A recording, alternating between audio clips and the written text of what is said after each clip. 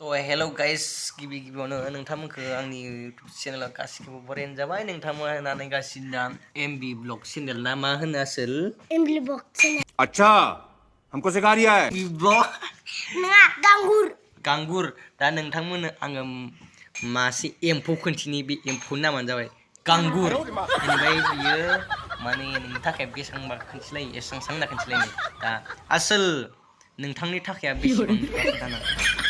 ये देखो तेरे पैसा कितना है बोलो नहीं ऐसा दं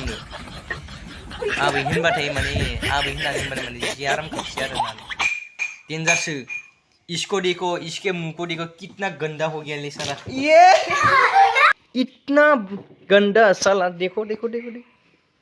ये क्या है इतना सब क्या देखना पड़ रहा है अच्छा गंदा सा बैजात साला ओमफ्राय नोंथाङा मा ओंख्रि संबाय दङ क्या बात है सर क्या बात है सर क्या बात है ये बात अनलादो मा संगो हा ओमफ्राय नाइस नै जोंहा रान्दिनिया इनो आरोना नै जोंना रान्दि मा देसिरनायनि आयु फाग्ला अनलाखौ इयाव दियो आइ साला दियो मा ओमफ्राय आसलानि मा खालामदों नै नायामानो नै बारा नै नै नोंथांमोना मा होनो खायसे खायसे मा होनो मिथिया आरोना गांगुर ना मा होनो इखो आं बारा मिथिया आरोना गांगुर नै नैनो आरोना बुस्थुआ दा मोजाङै होननो रं ओइ आबै नोंनि थाखाय बेसांलै नै खोनथि मादो बेसां आयु एसां दंनो फाग्लि इतना बड़ा इतना सा पैसा है तेरे पास क्या करेगी इसको ओइ आबै नोंनि थाखाय बेसांलै बुंलाय आबै नोंनि थाखाय बेसां वाव इतना सा क्या करेगी साला सुवार नायनि नोंनि मोखांखौ नायनि सुवादा लाजाखायला साला आलु 20 केजि सेवनायसो मोखाङा नायनि मोखांखौ नायनि जा दाखोन नुखायो साला नायनि ए बाथा जालायबाय नायदो सुवारखौ बिराद दुस्थ'लै साला दानि लोंखांबाय बेथ' गाइखेर साहा होबाय साला लोंनाया अखा हाबाय दं जोंनिखै ओंखायनो बिराद सान्दुंबो गैया माबो गैया गोजांदोंना गोजांनानै जेकेटफोर गानना लालायबाय नै ओमफ्राय रेबिटखौ नायदो आंनिखौ खरगस रेबिट आयौ सनाफोरा नायदो नै आयौ गोजांजोबदो एसेबो जिगाबबो लगायनांगोन जिगाब होनांगोन गोजांजोबनानै नै मासेखौथ' नायदो आयु प्लेटावनो ज'द रख'नानै जि आराम प्लेटाव दै ए मासेबो प्लेटाव ज'दो माथो मासे प्लेटाव ज'जोबदो नै बेखौ नायदावगासिनो खाथियाव फैलाय गांगुर लाबो गांगुरखौ लाबोनाय दा एसे लामाखै ससे थांनि नायबायल' था अबे गांगुर ये इसको क्या बोला गया है फैसा बेसा आबै सोंलाय फैसा बेसा आबै मा फैसाया बेसां नोंनि थाखाय बेसां ना सोंनाय नोंनि थाखाय फैसाया बेसां ए नै ओरैसो होनब्रा नैखौ हमबाय ना हमनानै ओइ आबैनि थाखाय बेसांबा नै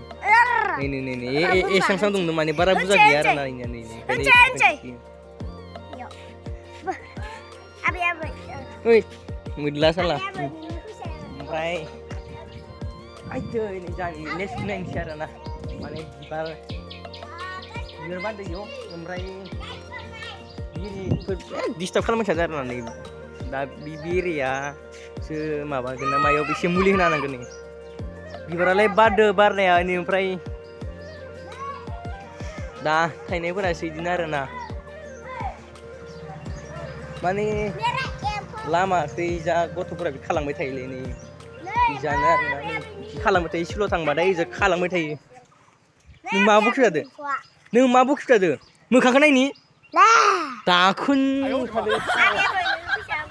ओरैहाय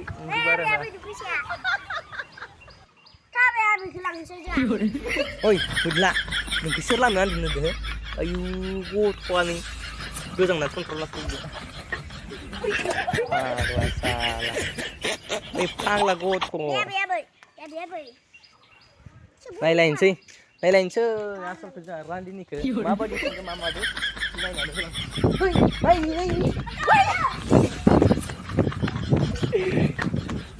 बुरो रान्दिनि माबायदि enggak mana tuh iya sini barandina ke babung bantu bayi niku meno lang na kan deh lihat mau sekali macam ini ngulas tuh Online apa mah? iya Sebab ini bahaya.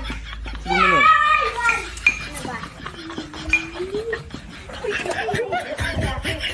इसको कांगुरु बोलता है इंग्लिश में क्या बोलेगा इसको English और हिंदी में क्या बोलेगा हम बोरो में इसको गांगुर बोलता है कमेंट में बताओ हिंदी में क्या बोलेगा और इंग्लिश में क्या बोलेगा इसको मेरे पैसा कितना है बोलो इतना सा देखो आरो दिनैनि भिडिअखौ माबायदि नांदों नोंथांमोना एसे कमेन्टफोराव बुंलायदो आरो तो मेरे चैनल में न्यू है तो चैनल को जल्दी से जाके सब्सक्राइब कर और कमेंट कर शेयर कर बाय बाय गाइस बाय बाय ये क्या है गांगुर बोरो में गांगुर बोलता है समझ लो गांगुर गांगुर तो ये वीडियो को आंगो बेखिनियावनो फोजोबनोसै आरो ना तो बाय बाय गाइस फिर मिलेंगे